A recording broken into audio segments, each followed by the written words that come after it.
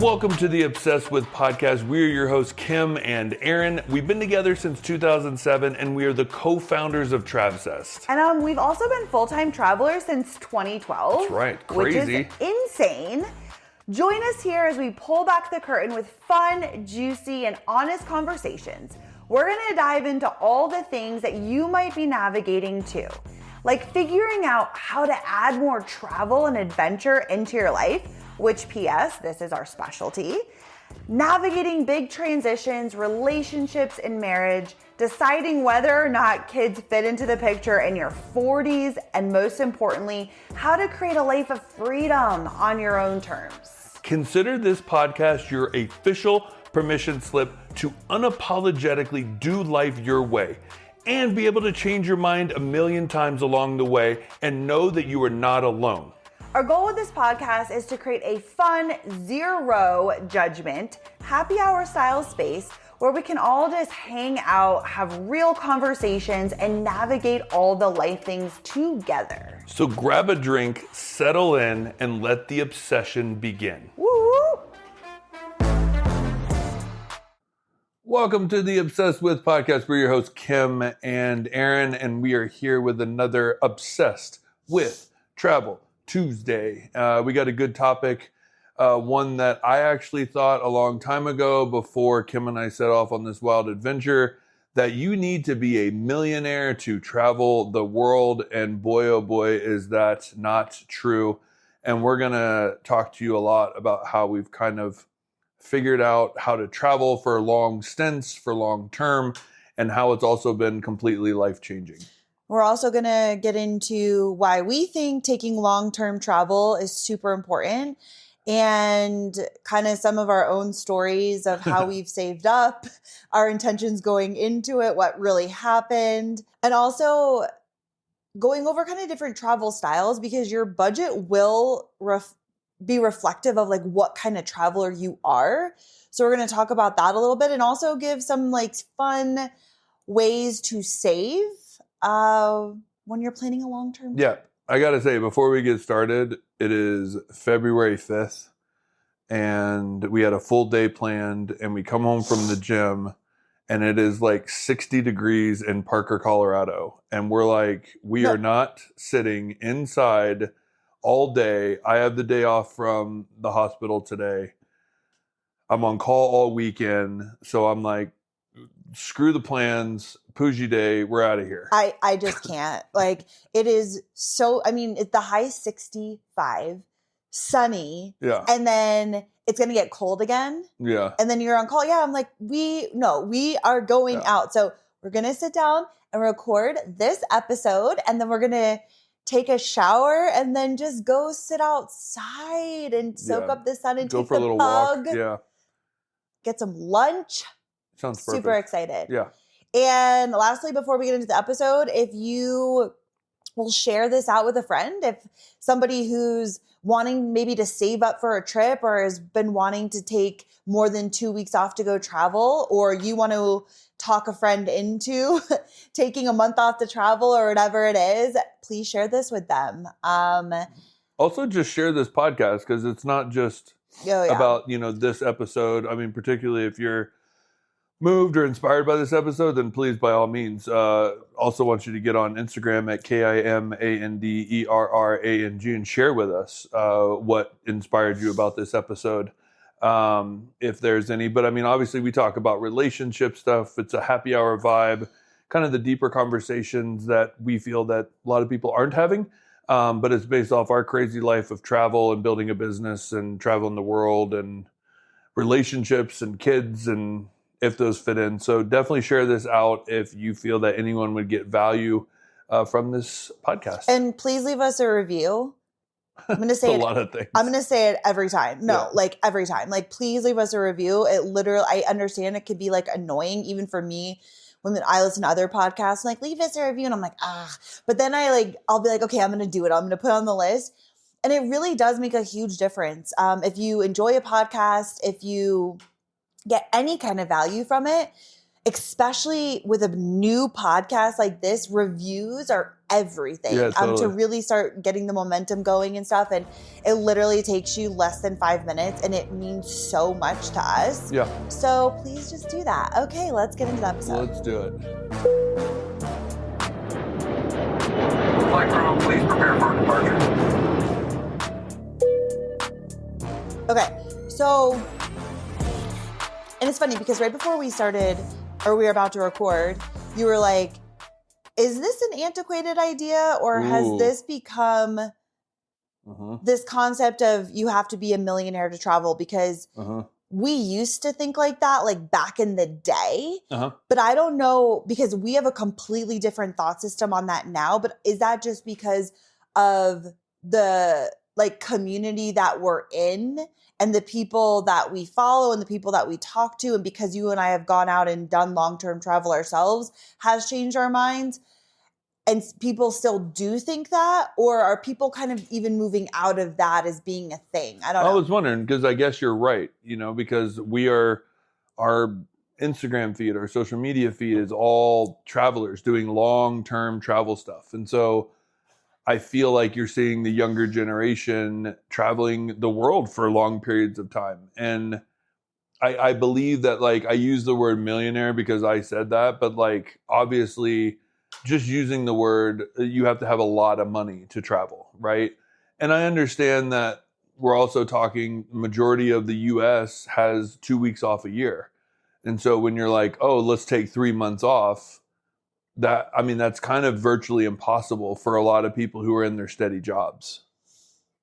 Yeah. You know what I'm saying? You can't just go to your boss and be like, I'm taking 3 months off. Like, maybe family leave or whatever it is, but like, you'd have to figure that out. So we also live in a world of healthcare travelers where we get to pick and choose our contracts, which makes our jobs so cool and so amazing and allows us to do these big things. So I'm wondering if it is outdated with that thought system, or if it's just kind of not really possible for the majority of people out there with long-term 2 week off jobs. Yeah, it is an interesting concept because we don't really relate to that anymore because we've been travelers for 13 years. We also have our own business. So we have a lot of like freedom in our life that I can't even imagine going back to 2 weeks off a year. So if you work full time and you're listening to this, then yeah, I don't know how people take long-term travel off. Because I think we come from this healthcare traveler background. And so for us, the conversation of we're taking a month off, we're taking 2 months off, we're taking 3 months, like that's just a normal part of conversation. Yeah. It's not something any of us think about, right? Like even with our TravSays trips, people will plan contracts around when the TravSays trip will start so that they are ending a contract. Like for instance, our New Zealand trip, people will be ending a contract so then they can go to New Zealand. That trip itself is like 2 weeks, but then planning afterward, going to Australia, going here, like it's such a normal part of our conversation. So maybe this is a conversation that if you do work in a full-time job that we don't really have experience with, how would you navigate that without taking some sort of leave, right? Well, true. And I guess it's because like even in the contract I'm currently in, they're like, where are you going to next? And I'm like, oh, Indonesia, New Zealand, and then Bali, and then probably Australia after, and then we're coming home. And they're like, how long is that going to be? I'm like, oh, 11 weeks. And I say it so lightly, but they're like, what? Yeah. Like, you're going to be gone out of the country for 11 weeks. And I'm like, yeah, that's actually pretty short for us. And they're just like shocked. So I don't know if that shock is, wow, how do you get that much time off? I've never really put that together. Or it's like, yeah, how much money do you have? You know? I think it's both, right? Yeah. Because taking 11 weeks off, it costs money.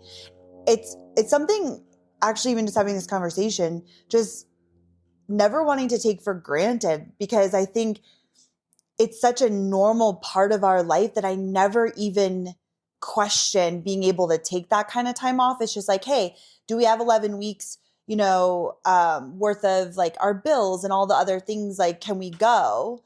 versus how would we even do something like that? Like, you're ending your contract here in Parker and we're off. Yeah. And then we'll come back and take another contract or whatever. But Yeah. like, anyways, it's an interesting concept. If you're listening to this and you work in healthcare, start traveling, man. Yeah. Well, if you're like 11 weeks off, sounds awesome to go travel the world. It's a game changer. Start traveling. We were even talking, we went to dinner last night with our friends, and they're huge travelers too. And we were just talking about how long-term travel is such a game-changing, life-changing experience. And that, you know, especially kids who are, you know, going into college, that if we ever did have kids, I would love to be able to give our child, you know, well, at dinner, we said $10,000 to go and like travel for a year and like because again, when you're like 18, Yeah. $10,000 because you're crashing at hostels, you're eating ramen 50 cent noodles. bin Yeah. things, like, that money will last you like forever. But to be able to give that kind of experience of the people that you get to meet, the way that you see other people doing things, the confidence you build by getting out of your comfort zone and just like being able to be into the world and like figuring things out on your own and the friends you make. The life skills that you get and the confidence you build of, like, I would even say, have an initial plan and then let your plan go. That would be my advice to my kid, because it forces you to meet people, talk to people. And again, Kim and I are saying this because we've seen it firsthand. This isn't just like something that we've dreamed about and like looked online. Like, Kim and I have been in all these different countries, and we run into young kids, usually European. We are seeing some more Americans like studying abroad and doing stuff like that, but like mainly Europeans that are just bouncing around for a whole year, and they're meeting new people and they're having new experiences and they're learning life skills, and they have things that they want to do when they get home. But like, those things can change because you're just exposed to so many different people and so many different views. And you're also learning such good life skills to manage on your own. And that would be something that I would say, I'm sorry, you're going to go do this. I mean, I'm sorry. That's an amazing opportunity to give someone. Like, if you could give someone that opportunity, like, that's life-changing. I think if you have the opportunity to take a longer period of time off to travel, and a year, I mean, gosh, like, that's a long time. It's a long time. But I feel like even taking a year off is like a really, really long time. But if you have the opportunity to take a longer trip that's not just 2 weeks, I think that is one of the best things you could do. So even like a month trip, a 6-week trip, like where you're bouncing around to different places, right? And it's like you're like, I would say a month or 2 months is an amazing opportunity to be able to go and have a really different experience. Because there's a difference between like 2 weeks going one place versus like having a long extended period of time off where you're like bouncing around and you're like meeting people and all that. No, I think like number one, if you're going to fly across the world for like an adventure, let's just say Southeast Asia, because that's like a place that's culture shock. It's like really cool spot to go. There's a lot of really cool things to do. But if you're going to spend that long on a plane and then only spend a couple weeks and then bounce back, like, I just feel like you miss the opportunity, because the fact that like you're tired, and I mean, obviously that's a long journey, and then you've only taken 2 weeks off and then you got to get back and start work again. Like that, it's a lot of time crammed in. I feel like you miss a lot of kind of what we're getting at with this podcast. Well, and also, I mean, going back to what we said about just if we had a kid doing that gap year of like who you get to meet, and the world opens up to all these different opportunities of people doing all kinds of things. And I feel like when you and I went to, I think it was like our first ever Bali trip, and we went to like Bali, Thailand, Philippines. We like met other people who were like bloggers or YouTubers or like doing unique things, or they were like, yeah, I'm living in Chiang Mai. And we're like, wait, what? Like it opened up this whole world that we didn't have within our own bubble at home of people living and working and doing different things. And when you see that too, you're like, wow, I never knew this was a job that existed, or people are working remote doing different things online, whether it's your own company or you're working for another company, but you can work remotely. It just exposed us to so many different ways of doing things, which for us was a life-changing thing that had we not had that experience, we wouldn't have met those people and seen a different way to do things. Right. No, totally. And I think too, like I think a pro tip that a lot of people don't really realize is we've seen it a lot of times in healthcare traveling where we move to a new city and we're looking for housing, let's say. And we're looking on the Googles and we're looking on the rent.coms and the Airbnbs and all this kind of stuff. And there's been actual times that Kim and I have found housing from like coffee shops, right? And like, wow, look at this listing. It's not even listed online. It's just a private seller or something like that. And I use that example to say that you can research and stuff on a trip or adventure you're going on, but when you have an extended amount of time, you're not so bang, bang, bang, bang, bang, get all these things in. There's times to just literally wake up, go walk around the town, like go stroll through the streets. Like I know a lot of people actually include that in one of their activity days, but like how many times have you or we actually been like eating lunch and you look up and you find something and it's like this really cool experience that you never even saw on the Googles, and you're a fantastic researcher and you're like, oh my gosh, like, do we have time to do that? Or you talk to somebody, a waiter or something, and they're like, oh, you got to go do this. Like, this is something that nobody does. It's a once in a lifetime experience. And then you have the time to really adjust and experience that experience, and that can change your entire travel trip. Yeah. Well, and I think before when we first got together, I mean, and I feel like this is because there's a difference between taking a vacation and traveling. They are different, totally. Right? And traveling is like what you're explaining of these. You have a plan, but you're kind of open. You're seeing, where you're led to. You're meeting these people, which leads you to this thing. You have more time. You have more flexibility. It's not like this structured thing where like a vacation, which is what we had like when we first started dating, was like we would go to Dominican Republic. We stayed at a resort. We were there for 10 days and it was like, dun, dun, dun, like that's what you did. Or we went to Jamaica, stayed at a resort. Like, and we were there for a week, and like, that's what we did. Like, that's a completely different type of experience than what we're talking about. Right. Totally. And so I think going back to the whole, you have to be rich to travel, when, first of all, majority of countries are so much cheaper than the US. Yeah. So that's just a fact, especially for longer term. And we'll kind of get into this. Also depends on what kind of traveler you are too. But so for instance, we got a villa in Bali for a month. Private pool. 2 bedrooms. Internet. Just kitchen. Yeah, like in the middle, like surrounded by jungle. Like it was so beautiful. And it was $600 a month. Uh-huh. Okay, $600 a month for an entire place to live. Mm-hmm. So you take that versus staying like $200 a night at a hotel. That's 3 nights versus an entire month. So then it's like $600 buys you an entire month in Bali that you can stay at this villa and go and adventure from there. I mean, that's insane. Mm-hmm.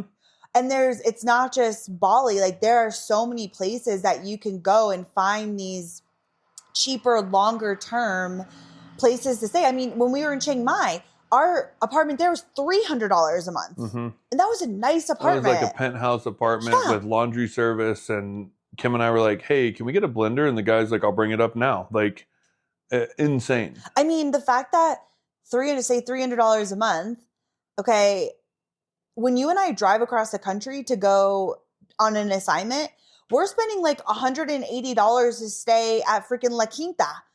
for a night. Not 180, but yes. A lot of times it's always over. It's close to $150 a night, even at like a cheaper. Like I wouldn't be like La Quinta is like the nicest place ever. Hotels are just expensive, especially in the U.S. So $300, $600. Again, we all, well, in Chiang Mai, I guess we were in the middle of everything, but Bali, we were kind of like on the outskirts. So it was like a, 5-10 minute scooter ride into town, but we loved it. It was quiet. It was in a village. It was absolutely beautiful. And then you just like scoot into town, go to dinner, go to the store, whatever. So, you're going to like the hotel we stay at when we're doing a Travsess trip in the middle of town, right, is over like $200 a night, like almost $300 a night. So, I mean, that's an entire month of rent. Yeah. Like, you know what I mean? Like, right. So.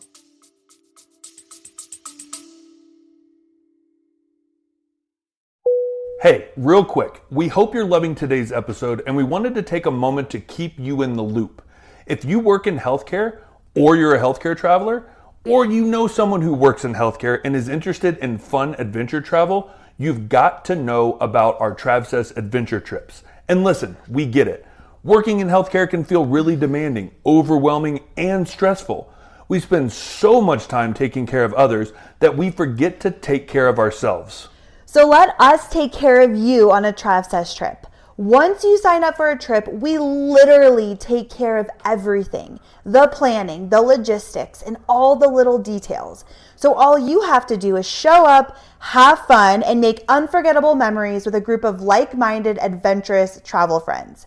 This is your time to step away from the chaos, recharge, have some fun, and come back feeling like the best version of you. Everyone who comes on a Travsess trip says you come as strangers, leave as family. Literally. Travsess trips have sparked dozens of new friendships, adventure squads, and travel soulmates that last way beyond the trip. And honestly, it's not about the places we go. It's about the amazing people you meet along the way. We personally plan every itinerary based on our own travel adventures, so we have been there, done that, and know all the best things to do and see that you would not find on your own. Plus, we've got some awesome local friends on the ground to help us make each trip extra fun, special, and totally unique. Our trips are for active adventurers who like to get out of their comfort zones and push their limits. And the best part? We keep our groups small and intimate so you can form real connections like really, really fast.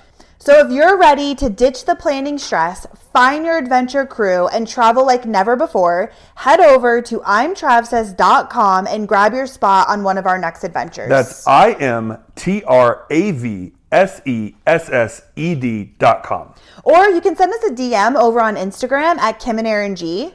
That is KIMANDERRANG. Just DM us the word adventure and we can chat more about it. You can also find our Instagram, our website. Everything is linked in the show notes below. Also, at the time of this recording, we have 3 spots left to join us in Oaxaca, Mexico in 2025, which honestly is one of our favorite trips. Yeah. So you can head over to our website, check that out. And we also have so many more fun adventures coming your way in 2026. We cannot wait to see you on one of our life-changing trips. Now let's dive back into the episode.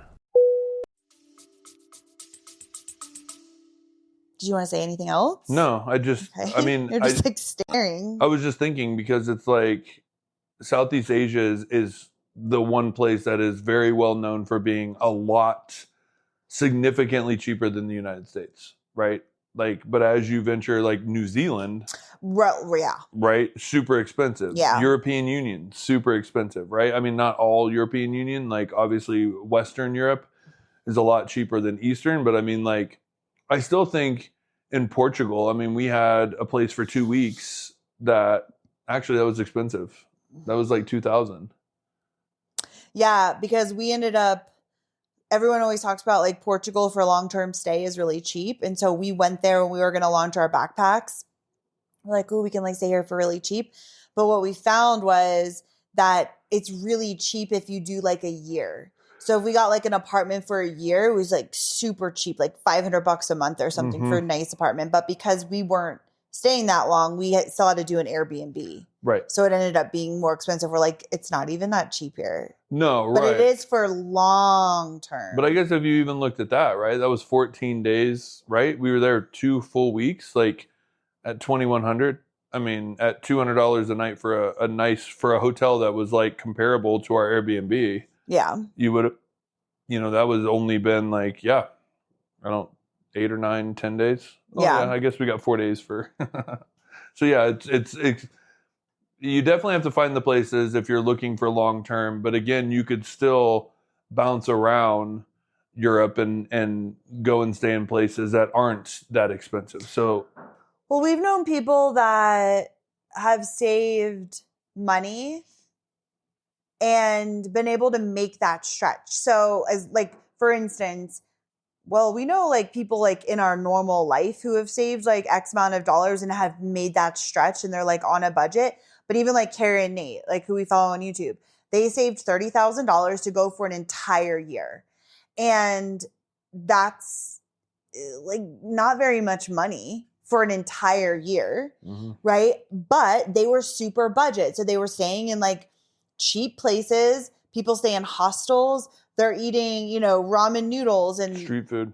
Yeah, like you can really make your dollar go very, very far depending on the way you're willing to travel. So like for us, we're like, let's do the Karen and Nate thing. Let's save 30 grand and go travel for a year.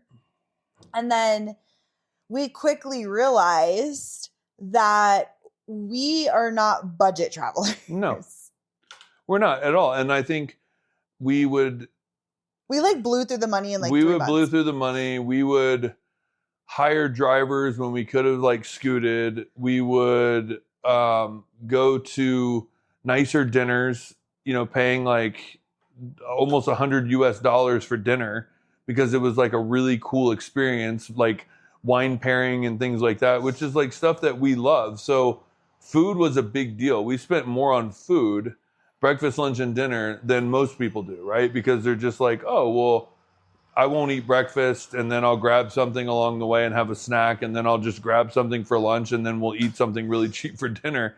And that's how you stretch your money. You and I are very focused on what we're eating, where is an experience, does it elevate, and things like that. Well, I think we also realize how we like to travel, which is so important. Like, I'm never going to be the person that goes to Italy but is eating ramen noodles to save money.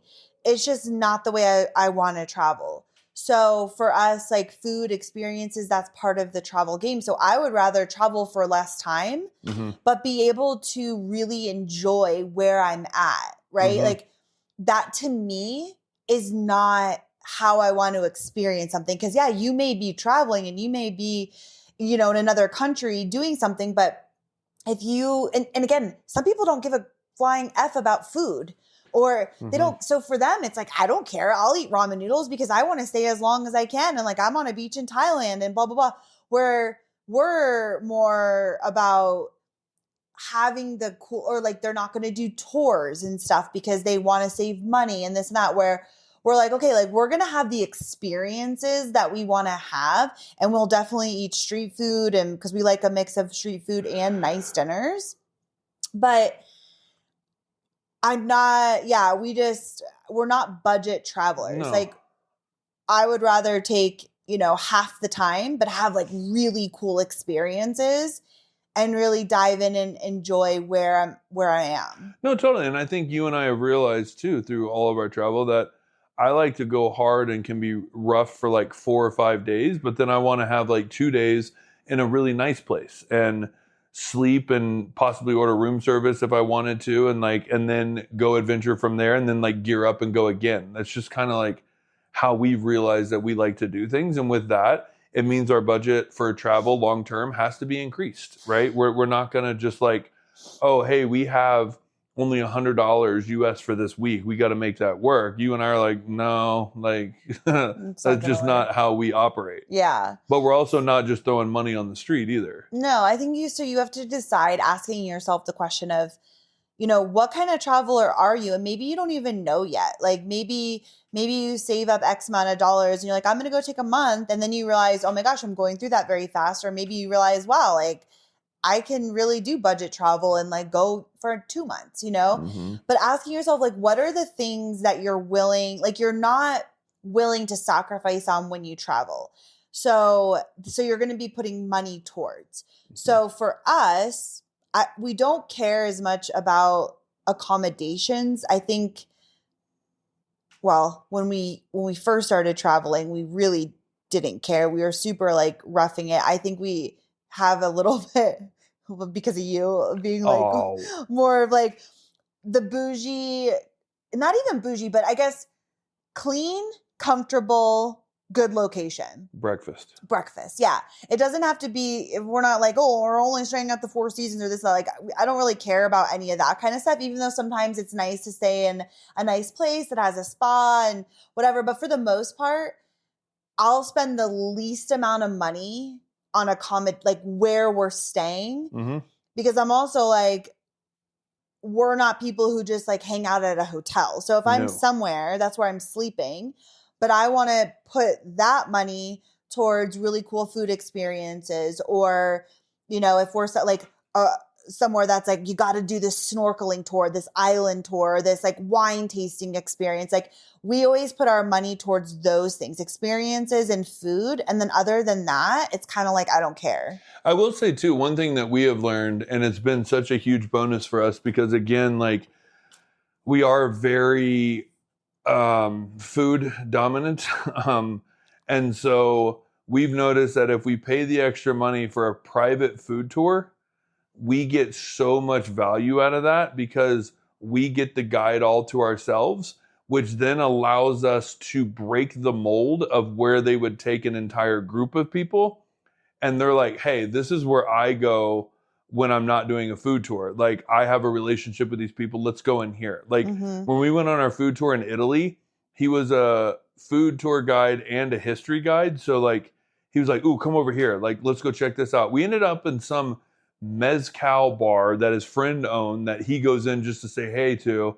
And he was like, it's an international food tour. Like, but it was like in the middle of the Trastevere neighborhood in Rome. And we're just like, how are we in like a Mexican mezcal bar? He was like, it's just a little detour. Yeah. And like, it was just really cool to be able to pick their brains and be like, where do you take your friends? Where should we go? Where are some restaurants that, locals don't know about? And like, he told us that. And every single time locals would lean over and be like, how'd you find this place? Like, oh, we have a friend here who kind of told us, where to go. And like, that is worth so much to me that I will pay the extra amount of money to have a private food tour. Oh, 100%. Yeah, because you're getting all that insight, right? Which for us, that's like a pro tip that we always do. Going to a new city, we always book a food tour in the first day or two. And we prefer private, which with locals, they have any food tour that you do with them is private, which is really nice because most food tours are like, a group of people. Theirs are always private. And then you get to pick who, like the local guide, like based off of their profile and who you think like you'll connect with, whatever, that you vibe with. So we really like them, or like an Airbnb experience. Like those would be like the first places I would start. And then we go on the tour. And again, I'm asking a million questions. And it's always like, where would you take your friends? Where do you take like your mom if she's coming to visit you? Like not where's the best place to get, the pizza. It's like, where are you taking your friends? Where are you going on Friday night for happy hour with your friends? Like those are the places that we want to go. And then we just make a list on our phone. And then the rest of our trip is like, okay, like let's go try this place. Okay, let's go here. And you get all these like hidden gems. And so paying for that is well worth the experience, in my opinion. 100%. But those are one of the things that like, if you're going to be a budget traveler, those are expensive. Well, right. And so I think going back to figuring out what kind of traveler you're going to be, because also if you're somebody like our friends who went to dinner with last night who we love, they're super bougie. Yeah. Like they're like, helicoptering in, they're staying at really nice places, like fancy dinners. Like that's just who they are. That's their style. That's how they like to travel. They're definitely not like off the beaten path hikers, adventurers.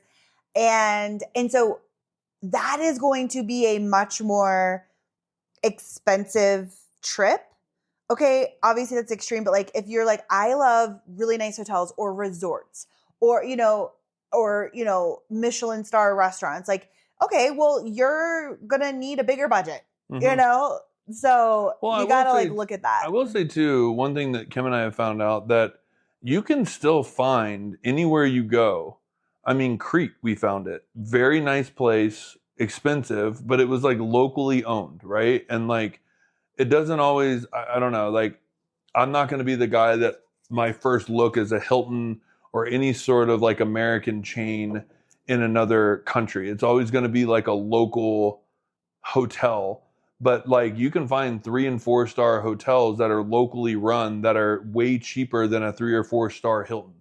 Oh, 100%. Right? And so that's one thing that I've realized. And again, it all comes back to like a lot of people like, I don't care about breakfast. I don't care about this. I don't care about that. And we've actually found that, Airbnbs can come in handy if you're going to do long term, because you can save money over time by like going to a local grocery store and grabbing like eggs and cheese and things that every country really has. And just, scrapping up your own little breakfast. Fruit is everywhere. And so, there's ways to really trim down, but I think like you said, really finding out what kind of traveler you are and understanding that comes with time, just like everything else. Like, how do you work out in a gym? Well, as you learn more, you become more proficient in the gym, right? Like it's the same thing with travel. Yeah. And a huge part of it too is your overhead expenses. So, because again, when you're off, so we're off for 11 weeks and like we have like big adult bills now, and we have business bills. And we have a lot of things that we have a high overhead where, when we were first like taking longer periods of time off to travel, we had very little overhead. And so, that's the other thing to think about. Like if your like bills every month are $1,000, okay, and you want to take 3 months off, well, $3,000 needs to go towards your bills, and then whatever's left over is like your money that you actually get to go travel with. So it's like I would work on if you were like, okay, I really want to do like a 3-month trip, like that. Like I feel like that's a sweet spot. 3 months. After 3 months, I'm always ready to come home, but it's enough time that you're able to explore a lot of places and take it slow. And like just enjoy where you are and have flexibility in it as well. I will say, I'd wonder, because you and I, the sweet spot when we start to talk is usually 6 to 8 weeks. And so we'll be like, oh, what are we doing? And then we usually end up like going one other place for a little bit of time. But the conversation of like, what's our next move usually starts within that 6 to 8 week mark. Because honestly, 6 to 8 weeks outside the country feels like 4 months. Yeah. Like you're like, holy crap, how long have we been gone? Yeah. And so really I would, if I was thinking about doing a longer trip, I would work to pay down my bills as much as possible, like whatever that looks like for you. Because again, the less overhead you have, like just the more money you get to go travel with, right? Like that's why I think people who are younger, like what an amazing opportunity of like, you don't really have all the bills yet and you don't have all the things, like you can just go, So I would look at that. And then anything else? No, I think that's one thing that I actually like learned that I don't think I ever did, because I'll do the budget and like I've always just looked at like what are bills and then let's just have more than that. But I've never actually pinpointed like we have this much bills and we have this much spending. And that's something that I would learn to do if I was going long term. And I think that is a huge pro tip, is knowing what that number is. Oh yeah. And being good with the budget. I mean, we're not good at all with the budget. Like we, like anytime we've gone long term to travel, we always have like quote unquote a budget, but then we always like go over it. We always blow through it way faster than we thought. I would say like we are not great at budgeting Right. And if you want to make your money last, that is something that you should be good at. Like, and you see people like, okay, I have $30 a day. And then it's like, they're literally like counting every dollar. And they're like, oh, I can't get the banana because it's going to put me over. But they're making their money last a really long time. Also staying in hostels. Like, we've outgrown that whole part of our life. Like, we stayed in a hostel in the Philippines, but we got our own private room. And then have we stayed in a hostel somewhere else? I feel like in New Zealand, we stayed in a hostel. We've only stayed in a couple. They're not really our vibe because, again, we're young. Like, it's a younger crowd. And I think it's great if you are traveling alone. And it's a great way to meet people. There's communal spaces. And then you have like dorm style sleeping. So you have roommates. And I mean, people like connect. They become instant friends and they travel together. Where like that wasn't our scene or our vibe. We like privacy. We're a couple, whatever. But that's also really cheap. Like, if you want to make your money last and you don't mind that kind of atmosphere, then that's a great way to do it too. I also wanted to point out, I just thought of this because you said the Philippines. And this was one of those moments where we were wrapping up our first ever long-term travel trip that literally changed our life. And there was a point where we were doing research and we were flying from Thailand to the Philippines. And then we didn't want to stay in Manila, but we wanted to go to Nakpon Beach and Palawan, right? Palawan. And so we researched that it was going to be, what was it, like an 8 to 9 hour bumpy bus ride with one potty break halfway through. And we know that, like, one, I'm not sitting 8 hours on a cramped van because all the blogs and stuff that we researched said that they throw the luggage in and they try to cram as many people in because that's more money for them. And your comfort is not their, like, concern. And then Kim potties every like 15 minutes. And so on a bumpy road, like, that would not work. And so we actually sprung. And I remember having this conversation with you about, like, are we really being budget travelers? But we booked like a small plane that was so nice. Like, they had like a red carpet that we like walked onto, and like, it was a little prop plane, but it was like really nice. And literally, instead of taking 8 and something hours to drive down in a very uncomfortable bumpy road that literally was only like 30 or 40 US dollars to do, we spent like 200 and something to fly. But we literally got into Manila, and then in an hour and a half we were down in Palawan and out for dinner and exploring. Whereas, like, we would have had another 6.5 hours in that van, and that's just not worth it for me. Right? No. Like, I'd rather spend the extra $100+ to have a little bit more comfort, get there, spend more time. And then we stayed in a hostel, which was like a lot cheaper, and it had a rooftop and they made breakfast, and it was like super, super cheap. I agree. I think weighing that, because some people are like, no, like, I'm saving that money and I'm going to do the 8-hour bus ride. And I'm going to, like, no, for me is a hard no. Like, I will always do the path of least resistance, you know? And I think, like, we really value our time. And even like when we were like trying to be like budget travelers and we're like, okay, like, we should, you know, we would land at the airport, like, let's take like the bus in, but then we have to transfer this, and then we have to transfer over to the train, and then we have to blah, blah, blah.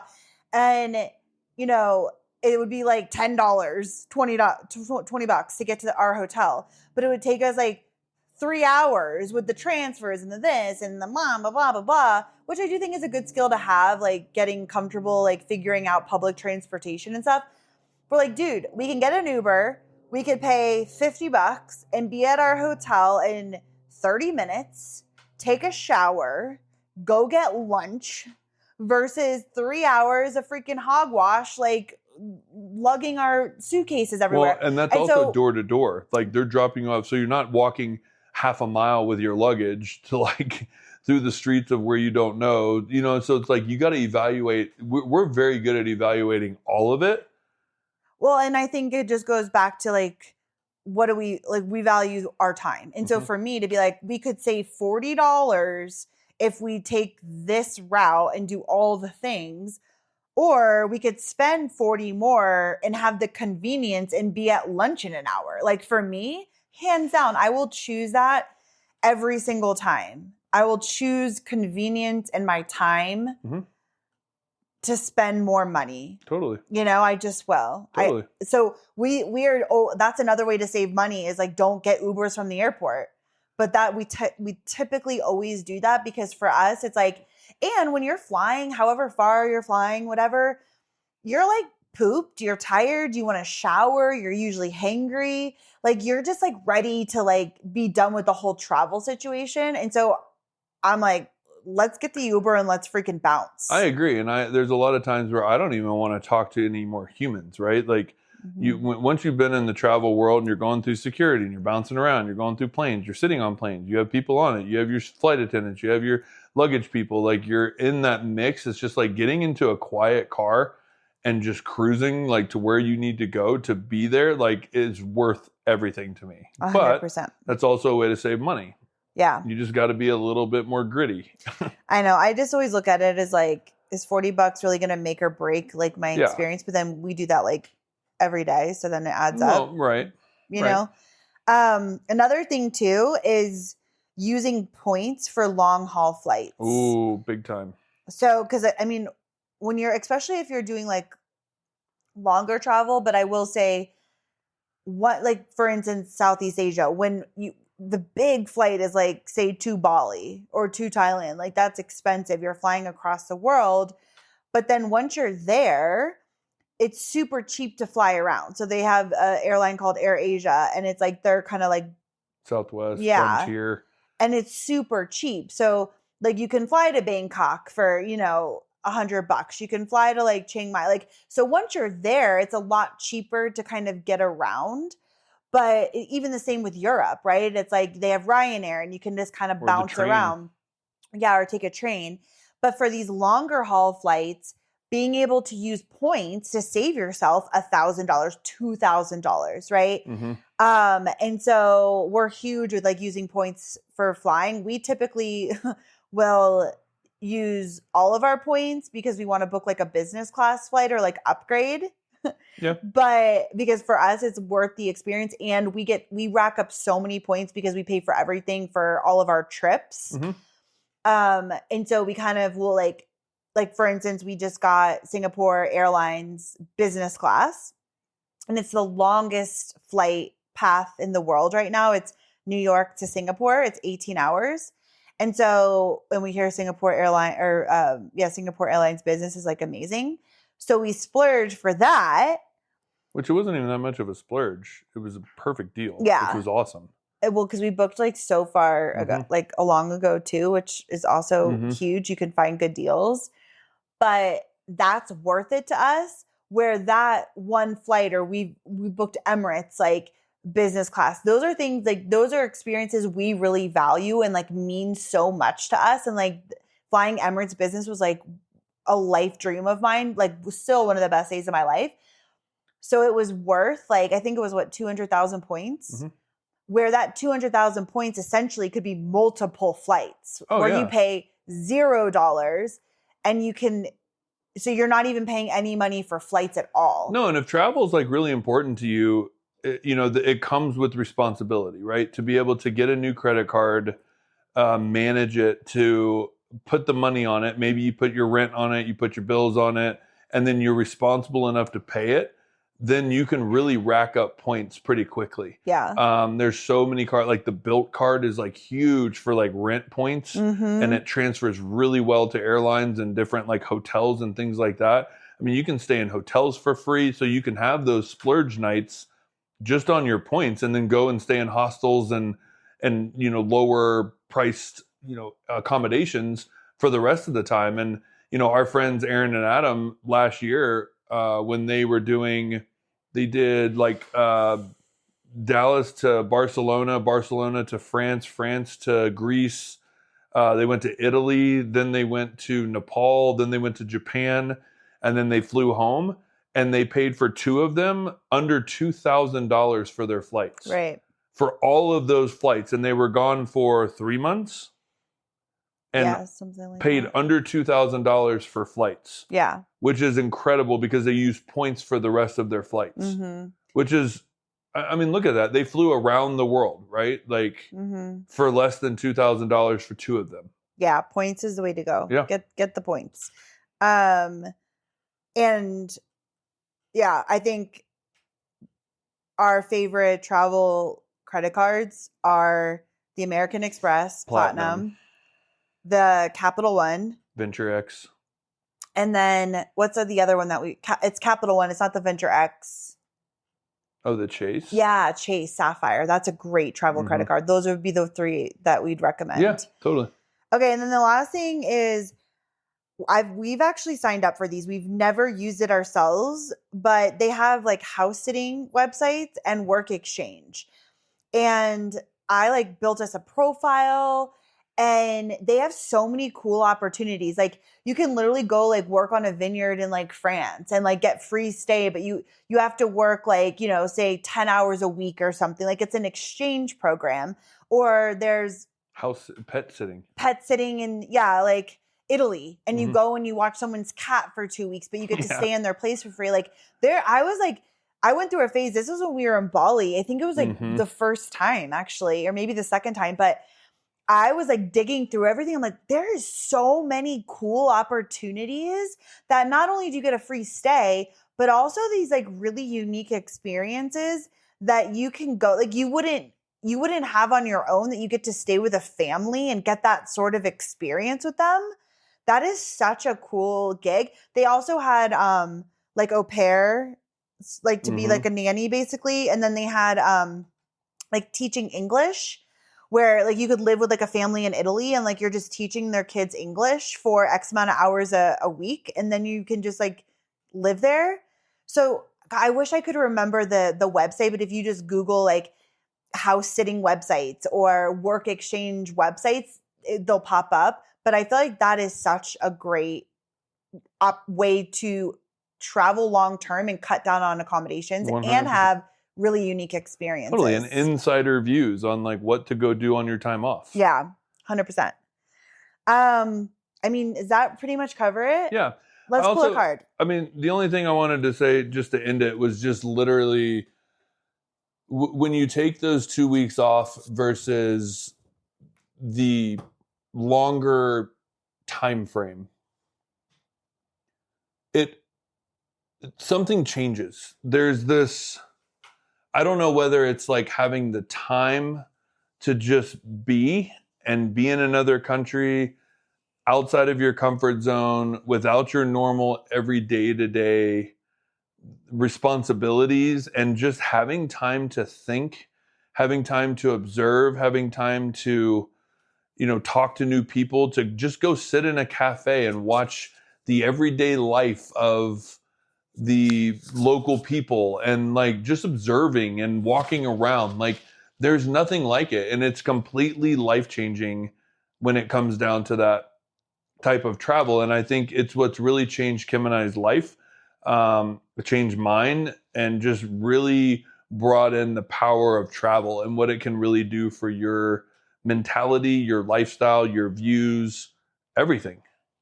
I couldn't agree more. Beautifully said. I feel like if you have that opportunity, not even if you have the opportunity, like create the opportunity for yourself, because it really is life-changing. Totally. And so, all right, let's pull a card. Okay. All right. So you want to explain what we're pulling?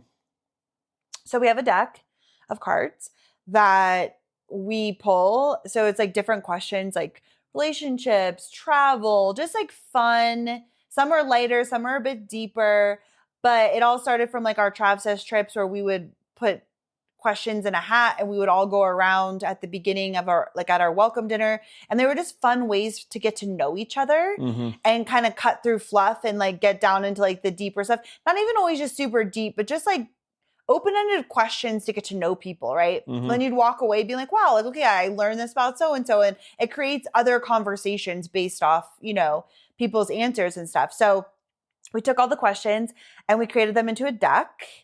And we're going to be taking the deck on the first ever Travsess New Zealand trip. And so we're going to pull a card. And the majority of these are travel oriented, which is kind of cool. But there's a lot of mix in with like relationships, lifestyle, deep thought, and even Trav says after dark, Trav sexed cards, which get really down to the spicy, Okay. nitty gritty. Here. Okay, here we go. Picking a card and ooh, this is a good one. I love this. Okay. If you could merge two different cultures to create a new one, which ones would you blend? Am I answering first? Yeah. Which sucks because I know we're going to say the same thing. I mean, this is for me a no-brainer. It's Bali and Italy. Because the people of Bali are like my favorite people. Like they're just the kindest, just most open, friendly, honest. Like their culture, their traditions are beautiful. Their religion's beautiful. Like I just love everything about like the Balinese people. And then you take Italy, where I love their people are like fun and loud, and the food's amazing, and the wine culture, and like the community food culture, which also Bali has too, like their community family. So combining those two, I feel like is just like perfection. Okay, I would add one more. I would love to combine Balinese for the people, Italy for the food culture, the family culture, and the fact is I'm not a huge fan of Balinese food. Nah. So if Balinese family and people and mixed with Italian people could make Italian food, but I would also mix in Japanese culture. Ooh. There was so much respect for their land, for their each other, the way they did things, like walking around Tokyo and like not hearing a horn honk, or it was like quiet, and there was just something really cool, clean. I don't know. It was just really super cool. That was kind of the one place I was like, wow, like this is incredible. So if you could mix all of that. I kept getting shushed in Japan. You did. I think Japan's too quiet for my kind. Yeah. Because it was everything so quiet that I think I was told multiple times like I was being way too loud and just too much over the top. I'm like, bro, I'm just like being myself. So I don't feel like I really fit in with Japan culture, but I hear what you're saying about just the cleanliness. I've never ever seen a city like that before. It was just so clean. And the orderliness, like the way that we loaded onto the trains, and like how they had people there taking your luggage off of the rack, and it was all lined up perfectly, and like there wasn't a bunch of people barging in to like get their luggage off the thing. It was just like orderly done. Like the taxi cabs, they all drive those nice cars, and it was like perfect flow, and like nobody was yelling at each other, or like the crosswalks, people are walking like perfectly. It was like really strange. It's very organized. Yeah. Very organized, very respectful. Even the paths of like walking down the sidewalk, you walk on the left, the people walking opposite you walk on the right, and then there's a bike lane like on the sidewalk, and everybody stays. Like you're not walking in somebody else's like lane. It's like, it was really cool. So if you mixed all three of those, it's game over. Okay. I like it. Yeah. All right. Well, we'll end it here. Go get our vitamin, our dose of vitamin D. Okay. Oh, right. Vitamin D. And thank you for being here. Again, please leave us a review, share this with a friend, and we will see you on Thursday. Bye. Thank you so much for listening to today's episode, and we hope that you really, really enjoyed it. And if you did love this episode, can you please do us a huge favor and just share this with one of your friends? Like just somebody that you think will get value from this episode. It would mean so much to us. Yeah, like do it now. Like while you're inspired, go now. Like right this second. Yeah, go. Or just like share it on your Instagram story and tag us at Kim and Aaron G so that we can see it, and thank you personally for helping us share this message, share this episode, and blow this baby up. Yeah, help spread the obsession. Ooh. You can do that. Let's get obsessed. Let's do it. Let's do it. Thank you so much. We are so grateful to be on this journey with you, and we will see you next week. Bye.